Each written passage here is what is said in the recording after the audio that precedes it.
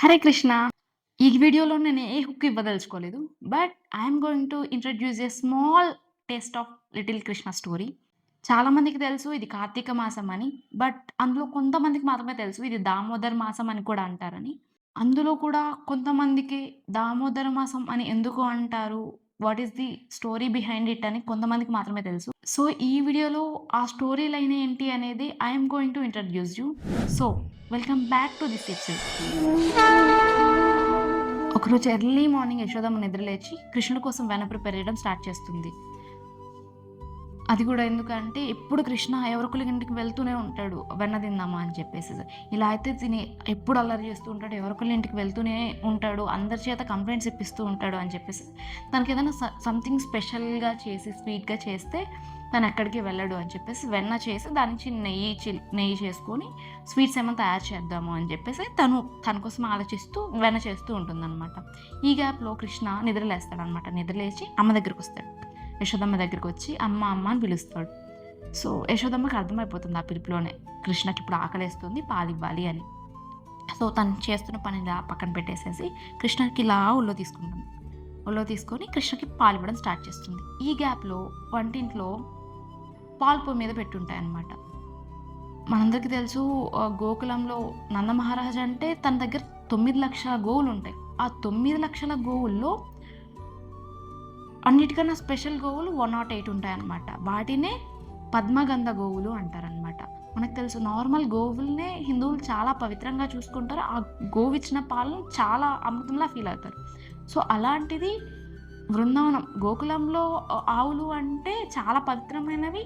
అందులో కూడా ఇవి స్పెషల్ శ్రేణికి చెందినవి. అవి పద్మగంధ గోవులు. ఎంత సువాసన వస్తాయంటే అంత సువాసన వస్తాయి. సో అంత మంచి పాలు. సో ఆ పాలు పొయ్యి మీద పెట్టుంటాయన్నమాట. ఇంకొకటి ఏంటంటే ఆ పాలు ఇలా ఫీల్ అవుతాయన్నమాట.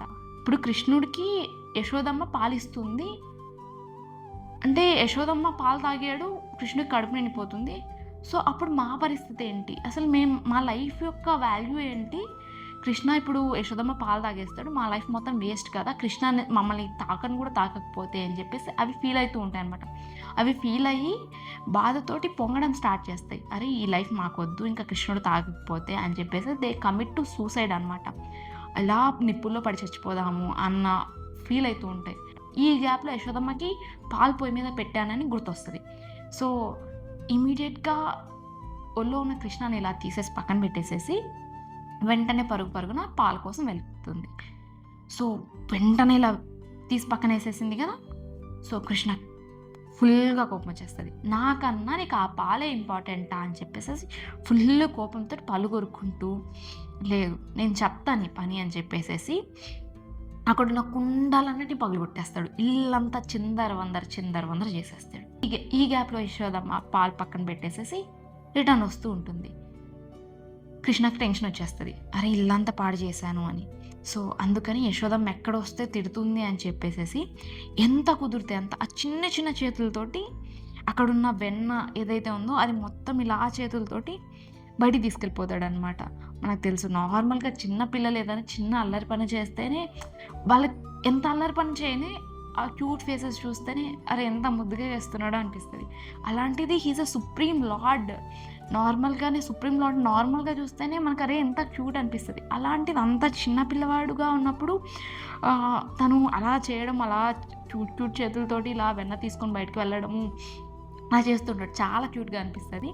సో ఇలా వెన్న చేతితో తీసుకొని బయటికి పరిగెడతాడనమాట. బయటికి పరిగెత్తి అక్కడున్న కోతులకి తినిపిస్తూ ఉంటాడు. ఆ కోతులు కృష్ణతో కలిసి తింటూ ఉంటాయి. ఇక్కడున్న ఈ కోతులు ఎవరో కాదు, రామాయణంలో మనం మాట్లాడుకుంటాం కదా వానర సైన్యం రాముడికి హెల్ప్ చేస్తారు అని. సో ఆ టైంలో రాముడికి చేసిన ఫేవర్కి రాముడు ఆ ఎక్స్ప్రెషన్ ఈ జన్మలో వానరులకి ఈ లవ్ ద్వారా రిటర్న్ చూపిస్తూ ఉంటారనమాట. సో ఈ గ్యాప్లో యశోదమ్మ పరిగెత్తుకుంటూ వచ్చేస్తుంది. కృష్ణ ఎక్కడున్నాడు అని ఇల్లంతా వెతుకుతూ ఒక కర్ర పట్టుకొని వచ్చేస్తుంది అనమాట, కృష్ణని కొడదాము అని. సో ఇది ఆ వానరులకి వినపడుతుంది అనమాట. ఒక కోతి వచ్చి చూస్తుంది, అరే యశోదమ్మ వస్తున్నట్టు ఉంది అని చెప్పేసి వెనక నుంచి ఇలా చూసి కృష్ణ యశోదమ్మ అని సైగలు చేస్తూ ఉంటారనమాట వానరులు. సో ఇంకా కృష్ణకి ఫుల్ హడలు వచ్చేస్తుంది అనమాట. యశోదమ్మ అని చెప్పేసి వెనకాలే ఉంటుంది యశోదమ్మ. సో ఇలా వెనక్కి తిరిగి చూస్తే యశోదమ్మ ఉంటుంది. సో వెనక్కి తిరిగి చూడంగానే యశోదమ్మని చూసి ఇలా పరిగెత్తేస్తాడు వెంటనే. సో ఫాస్ట్‌గా పరిగెడుతూ ఉంటాడు. యశోదమ్మ వెనక ఫాస్ట్ పరిగెడుతుండేది కృష్ణని పట్టుకుందాము అని. సో అలా కృష్ణ పరిగెడతాడు, వెనక యశోదమ్మ పరిగెడుతూ ఉంటుంది. సో ఇంగా యశోదమ్మకి పరిగెత్తి అలుపొచ్చేస్తుందనమాట. అరే! నాకు దొరకవా అని నేను అలుపుతోటి ఇలా అనుకుంటుంది. ఇంక కృష్ణ అమ్మని ఇబ్బంది పెట్టడం ఎందుకు అని చెప్పేసి ఇలా ఆగిపోయి పట్టుబడిపోతాడనమాట. సో ఇలా యశోదమ్మ కృష్ణని పట్టేసుకొని ఆ ఫేస్ చూడగానే ఇంకా కొట్టాలనిపించదనమాట. కొడదామని కర్రని తీసుకుంటది కానీ అలా పక్కన పెట్టేస్తుంది.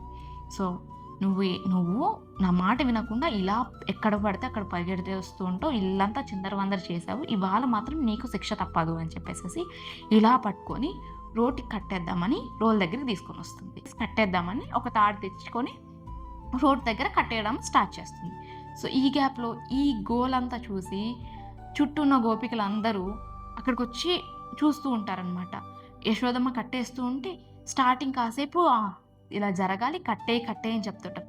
కానీ తర్వాత లేదు ఎందుకు ఇబ్బంది పెడతావు కృష్ణని, అంత అల్లరి చేసిన కృష్ణని అన్ని కంప్లైంట్స్ కృష్ణ మీద ఇచ్చి దే ఫీల్ లైక్ అరే వద్దు కృష్ణని కట్టేయొద్దు వదిలే అలా చెప్తూ ఉంటారనమాట.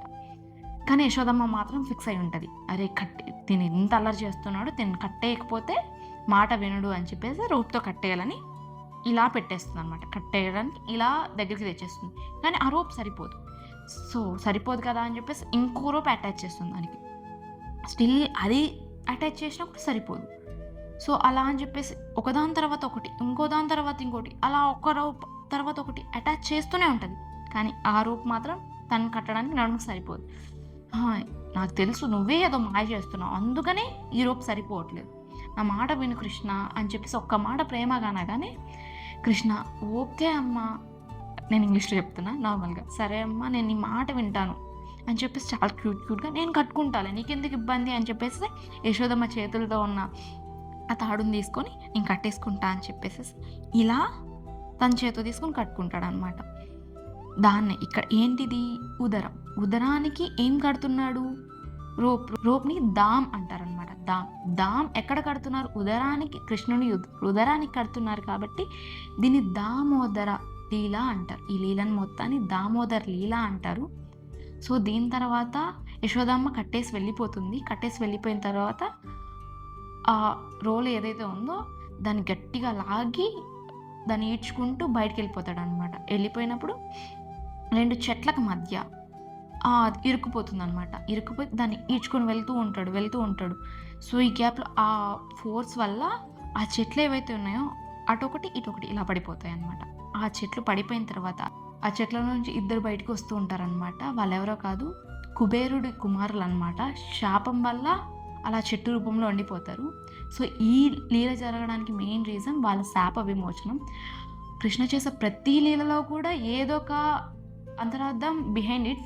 సో ఈ దామోదర్ లీల మొత్తం జరిగింది దీపావళి రోజున అనమాట.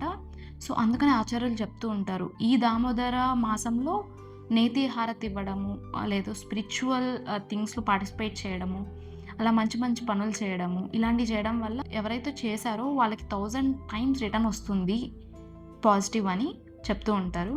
So this is the all about Damodar Leela. I hope you enjoyed this Leela. Obviously Krishna Leela కదా. So thank you so much. Hare Krishna.